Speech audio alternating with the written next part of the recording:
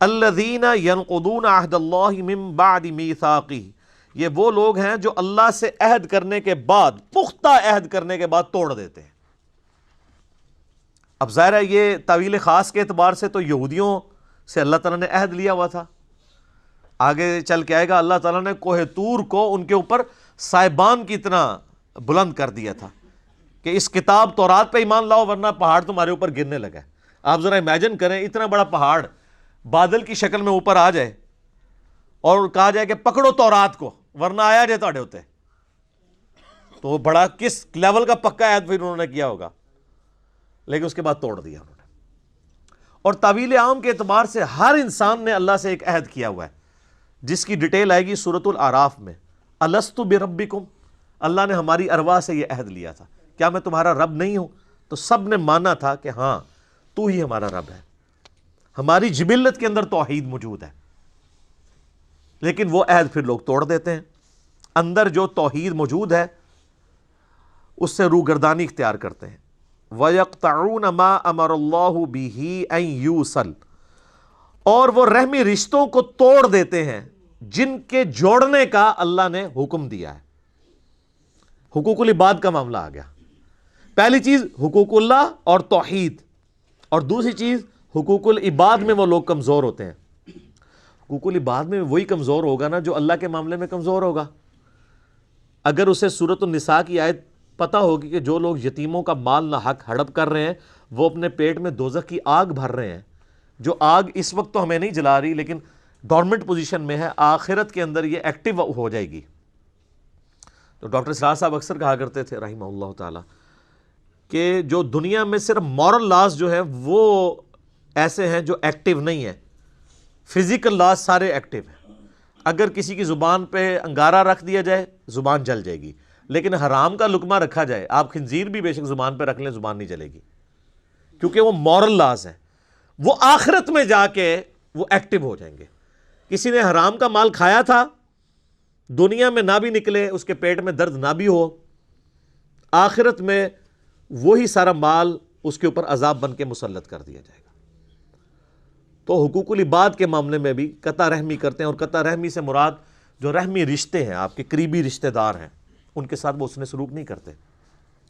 بخاری و مسلم دونوں میں حدیث ہے، جب اللہ تعالیٰ نے صلہ رحمی کو پیدا فرمایا تو اس کو مخاطب کر کے کہا کہ جو تجھے جوڑے گا میں اس سے اپنا تعلق جوڑوں گا، اور جو تجھے توڑے گا میں اس سے اپنا تعلق توڑ لوں گا۔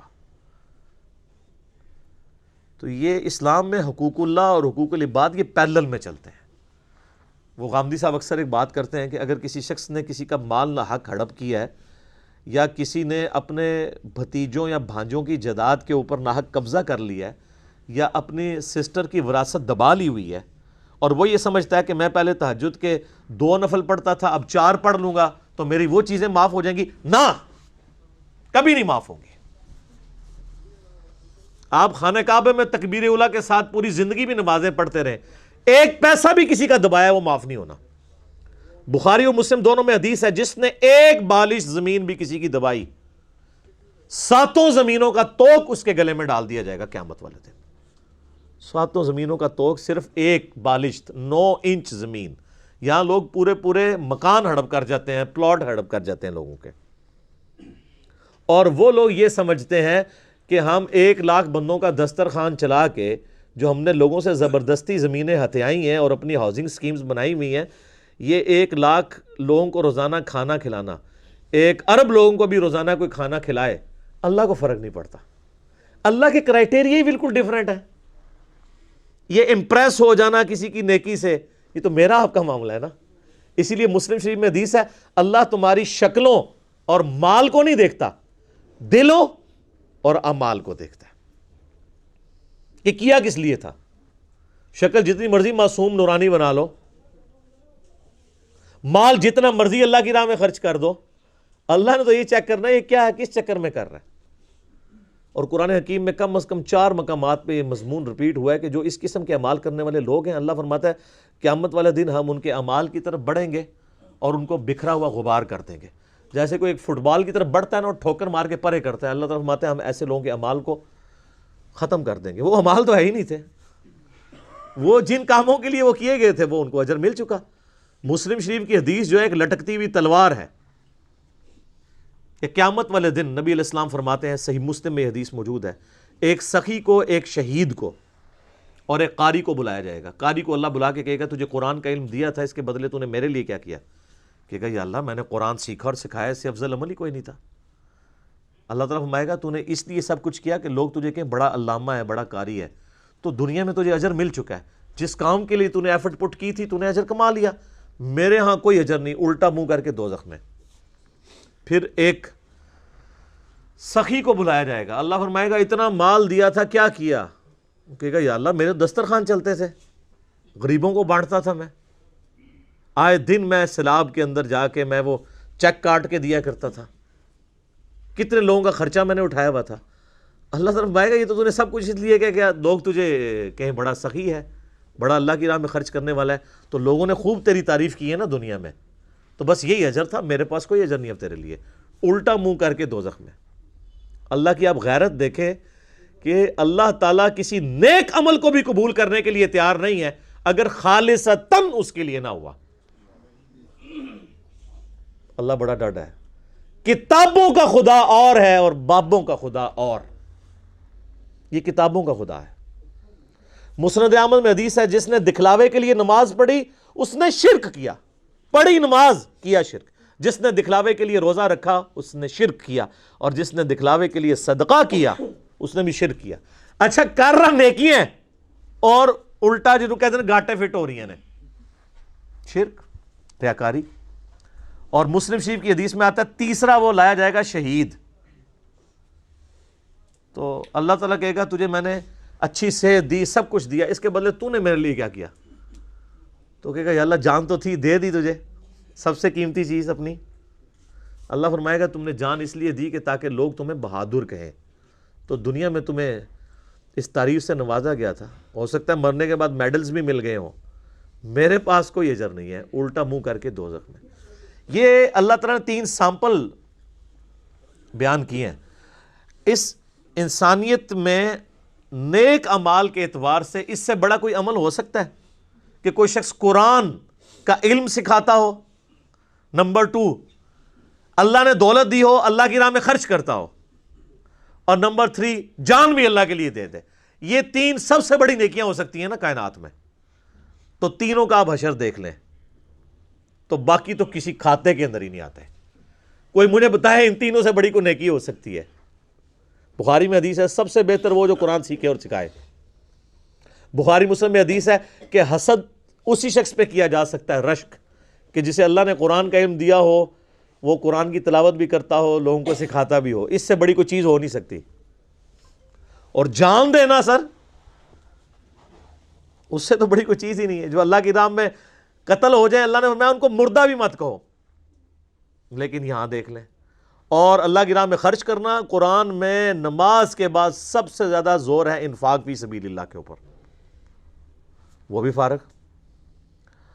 تو یہ ساری چیزیں کسی نہ کسی کیٹیگری میں حقوق العباد کے اندر لائی کرتی ہیں۔ تو یہ ایسے لوگ ہیں جو قطع رحمی کرتے ہیں، وَيُفْسِدُونَ فِي الْأَرْضِ، اور زمین میں فساد مچاتے ہیں۔ فساد تو خود ہی ہو جائے گا نا، جب آپ کسی کی حق تلفی کریں گے تو وہ بڑا ہو کے خود کو حملہ آور ہی بنے گا نا، آپ کے اوپر بدلہ ہی لے گا نا آپ سے۔ جب آپ کسی کے ساتھ زیادتی کریں گے تو زمین میں فساد فی الارض تو ہوگا نا۔ یہ یاد رکھیے گا، معاشرہ 2 چیزوں پہ چلتا ہے، احترام جان پہ اور احترام مال پہ۔ جس معاشرے میں جان کی حفاظت نہ ہو اور مال کی حفاظت نہ ہو، وہ معاشرہ سٹیبل نہیں ہو سکتا، چاہے وہ جتنا مرضی بڑا مذہبی معاشرہ ہو۔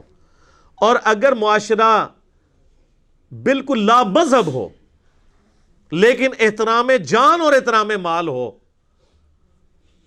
وہ معاشرہ چلے گا جو آپ دیکھ سکتے ہیں۔ یورپ اور امریکہ، کتنے لوگ سکون میں ہیں، آپ کے کتنے پرہیزگار لوگ بھی وہاں جا کے کہتے ہیں جی ہم نے تو وہاں دیکھا ہے جی ہر چیز طریقے سے چل رہی ہے، ہوتے وہ مسلمان ہیں لیکن وہاں کی تعریف کر رہے ہیں۔ کیوں؟ مذہب نہیں ہے لیکن احترام جان اور احترام مال ہے، عدلیہ آزاد ہے، ہر شخص کو حق ہے کہ وہ اپنا مقدمہ پیش کر سکتا ہے، کسی کی جرت نہیں ہے کہ وہ اپنے سٹیٹس کی بنیاد کے اوپر کسی کا حق غصب کر لے، کسی کو ایک تھپڑ بھی مار دے۔ سر یورپ اور امریکہ میں پولیس والا اگر کسی کو تھپڑ مار دینا تو پوری زندگی کی تنخواہیں جوڑ کے وہ جرمانہ نہیں ادا کر سکتا۔ یہاں سر عام پٹائی کرتے ہیں، کیونکہ جب تک جوڈیشری میں کیس پروف نہ ہو آپ کسی کو سزا نہیں دے سکتے، اور جب سزا بھی دیں گے تو اتنی دیں گے جتنی جوڈیشری ڈیفائن کرے گی. یہ تو نہیں ہے کہ پولیس والے لوگوں کو پکڑ رہے ہیں تو ساتھ مارنا بھی شروع کرتے ہیں، وہاں تو کوئی سوچ بھی نہیں سکتا. اولئک ھم الخاسرون، ایسے لوگ پھر خسارے میں ہیں. بڑی اہم آیت آ رہی ہے، آیت نمبر 28. الذین ینقضون عہد اللہ من بعد میثاقہ، جو توڑ دیتے ہیں اللہ کے ساتھ کیے ہوئے عہد کو. اور سب سے بڑا عہد یہ سورہ اعراف میں چل کر آئے گا، عہد الست. عالم ارواح میں ہم عہد الست کر کے آئے ہیں. الست بربکم قالوا بلا، کیا میں ہی نہیں ہوں تمہارا رب؟ تمام ارواح نے میں بھی تھا، آپ بھی تھے، سب تھے. کل انسان، جتنے انسان دنیا میں آج تک آ چکے ہیں وہ بھی تھے، اور جو آنے ہیں ابھی قیامت تک وہ بھی تھے، لیکن تھے صرف ارواح کی شکل میں، جسم نہیں تھے. اور یہ میں آپ کو بتا چکا ہوں، مکمل وجود ہے انسان کا روحانی وجود. اولاً تخلیق اس کی ہوئی تھی، اسی سے آگے چل کر ایک بہت فلسفے کا بہت گہرا مضمون آ رہا ہے آگے چل کر. وہ جو عہد الست الست بربکم قالوا بلا، انہوں نے اس عہد کو توڑا. اللہ کو اپنا مالک اور خالق اور اپنا حاکم جاننے کی بجائے خود حاکم بن کر بیٹھ گئے. الیس لی ملک مصر، کیا مصر کی بادشاہی میری نہیں ہے؟ I am the sovereign, we are sovereign. Popular sovereignty, بغاوت، سرکشی، فاسق. وما يضل به الا الفاسقين الذين ينقضون ميثاقه ويقطعون ما امر الله به ان يوصل، اور کاٹتے ہیں وہ چیز جسے اللہ نے جوڑنے کا حکم دیا ہے. اللہ نے صلہ رحمی کا حکم دیا ہے، یہ قطع رحمی کرتے ہیں. مال کی طلب میں بھائی بھائی کو ختم کرتا ہے، اس کے مال کو ہتھیانے کے لیے، اپنی ذاتی اغراض کے لیے. تمام اخلاقی حدود جو ہے انسان پسو پیش ڈال دیتا ہے. اپنا تکبر، اپنے لیے تعلی. الذین، آپ دیکھیے نوٹ کیجئے، اس میں ہماری شریعت کا فلسفہ یہ ہے، ایک تعلق ہے اللہ کا بندے کے ساتھ، حقوق اللہ. ایک ہے بندوں کا بندوں کے ساتھ، حقوق العباد.